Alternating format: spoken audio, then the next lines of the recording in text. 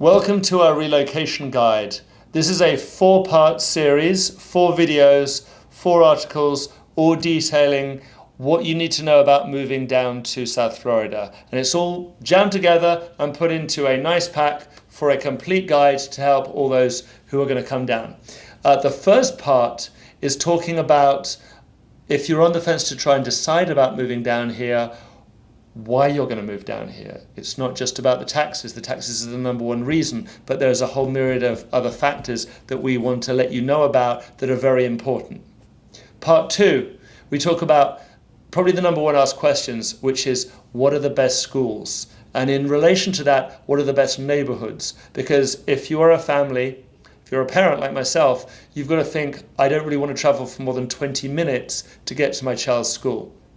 Private schools down here are the way to go, so you need to know how far those are from the neighborhood that you're going to live. But of course, it has to be the neighborhood that's right for you. The best neighborhoods and what those are we'll detail in part 2. Part 3, we're going to get into, once you've recognized the neighborhood for you, we're going to get into the product. What is the best condos, the best lines in those condos, the best gated communities, and the best homes in those communities.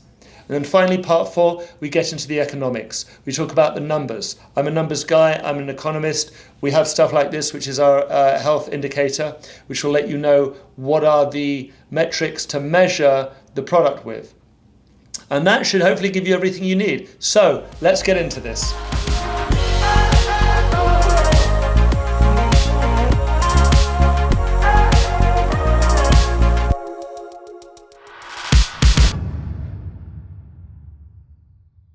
So it's been our pleasure to relocate not just families, but companies too, entire companies. I don't mean small companies, I mean like multinational companies. And in the process of doing that, we've always asked our clients, so why did you move? And why did you move the company, like an entire company? And that is a really big operation to do. It's a lot of hassle, a lot of effort. So what drew you to it? And outside of the taxes, because we all know, look, the main reason that you move to South Florida for a lot of companies is because the tax difference is so huge. If you look at the list, and it's going to bring it up on the screen, of all the different cities and their tax rates, you'll see that South Florida, 0 city, 0 state tax.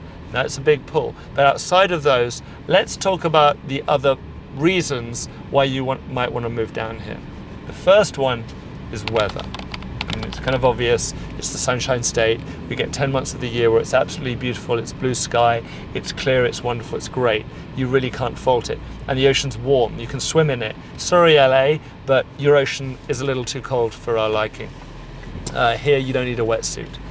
And that kind of leads us on to the fact that, you know, the weather is great, but beyond that, talk about the cost of living. I mean, as you drive around, I've got friends who live in New York, who live in LA, who live in Aspen, and the cost of living there is exponentially higher. And I'm not talking about the taxes now, I'm talking about the cost of houses. What it costs to buy a house in New York or in LA or in Aspen is exponentially more. So here what we're going to do is we share with you, the dollar per square foot. And it's obviously much, much lower.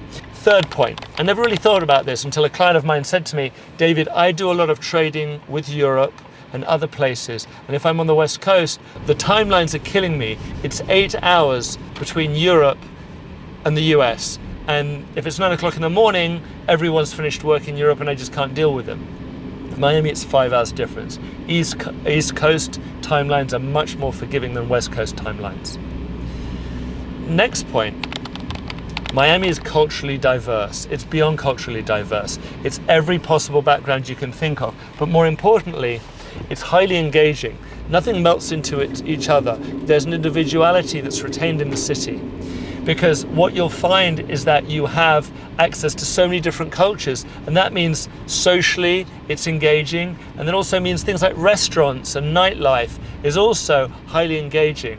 It's nothing waspy about Miami, it's not the same crowd, it's very, very varied. And that's a big pull. It keeps us interested. It's kept me interested. So, moving on beyond those elements, yet another reason to move to South Florida. And again, you've got Miami-Dade, Broward. Getting around's easy. You try getting around New York, getting around LA, it's much, much harder.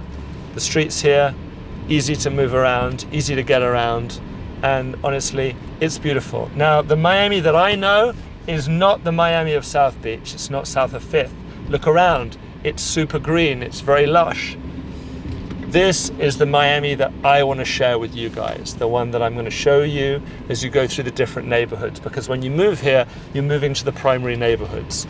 You're going to move to the neighborhoods of Coconut Grove, Coral Gables, Pinecrest. These are the big 3 neighborhoods that's pulling people in. These are the ones that we're going to explore in most detail.